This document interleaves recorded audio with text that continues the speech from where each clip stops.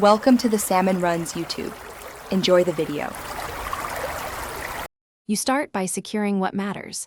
Enable full disk encryption and verify your screen lock so backups remain readable after reset.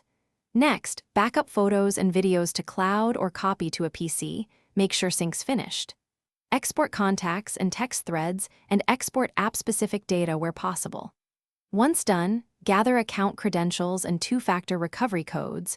You'll need them during setup. Make sure battery is charged above 50%, or connect power to avoid interruptions during the reset and restores. Now create redundant copies, one local and one remote. Use a DB, device manufacturer PC suites, or built-in backup to make an image or selective file copy of DSIM, documents, and downloads. Upload the same folders to a cloud account so you have an off-site copy.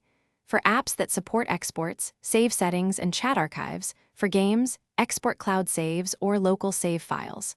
Once both copies are verified, double-check checksums or file counts to confirm integrity before proceeding to reset.